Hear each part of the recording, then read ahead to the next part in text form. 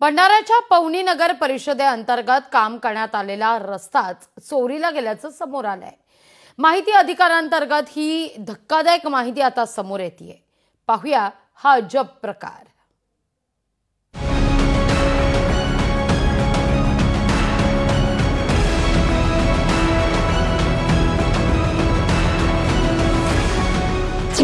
सिमेंटचा रस्ताच गेला चोरीला।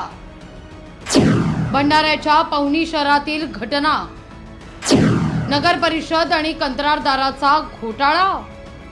भंडाऱ्याच्या पवनी नगर परिषदेनं रस्ता बांधकाम न करताच पैसे उचल घेतल्याची माहितीच्या अधिकारात समोर आली आहे।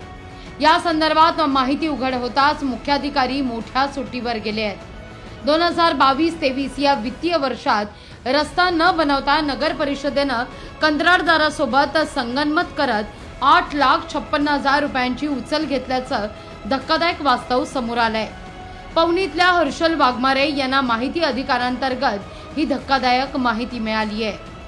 नगर परिषदेकडून असं स्पष्ट करण्यात आलं की या अगोदर आम्ही तिथे रोड आणि नाली म्हणजे खडीकरणाचा रोड आणि एक सिमेंटचा रोड आणि त्याच्यासोबत नाली 2022-23 मध्ये आम्ही तयार केलेली आहे।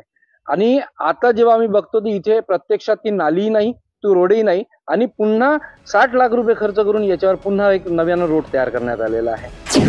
2022-23 मध्ये अमन नगर मेन रोड ते माधव बावनकरांच्या घरापर्यंत रस्ता आणि नाल्याचं काम। 2023-24 या वर्षात याच रस्त्यासाठी 53,51,000 रुपयांचा निधी खर्च। 2022-23 मध्ये दगडाचा एकही खडा या रस्त्यावर टाकण्यात आला नाही। नगर परिषद प्रशासनाचं कंत्राटदारासोबत संगनमत करून शासनाच्या तिजोरीवर डल्ला। 6 महिन्यांपूर्वीच रस्त्याचं बांधकाम आणि रस्त्याला भेगा। 2022-23 मध्ये कंत्राटदार यांनी रस्ता बांधला कुठे याचा शोध घेण्याची गरज। रस्ता 6 महिन्यापूर्वी तयार झालेला आहे। त्याच्या अगोदर काहीच नव्हतं। एक छोटीशी पतलीशी पांदण होती, बाकी काही नव्हतं। पण नगर परिषद दाखवते की आधी सुद्धा आम्ही 22-23 मध्ये रस्ता बनवला आहे। त्याबद्दल आपल्याला काहीच कल्पना नाही। समस्या एवढी भयंकर आहे की काही लोक इथून घर सोडून सुद्धा जाण्याच्या तयारीत आहेत। प्रशासन म्हणत आहे की आमच्याकडे 2022 मध्ये नाली झालेली आहे, रोड झालेले आहे, पण आमच्याकडे नाली पण नाही झाली आणि रोड पण नाही झाली। फक्त 6 महिने झाले हा रोड झाले आहे, पण ते रोडही व्यवस्थितरित्या बांधलेले नाहीये। हा सगळा प्रकार उघडकीस आल्यावर पवनी इथल्या तत्कालीन मुख्याधिकारी यांची प्रतिक्रिया घेण्याकरता लोकशाही मराठीनं संपर्क साधला असता ते मोठ्या सुट्टीवर गेल्याची माहिती आहे।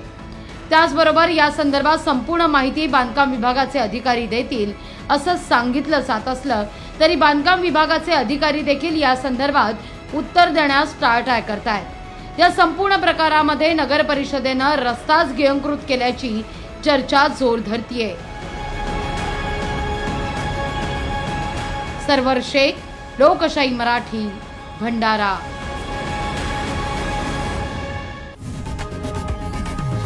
लोकशाही मराठी ऐका, पहा, जागरूक रहा।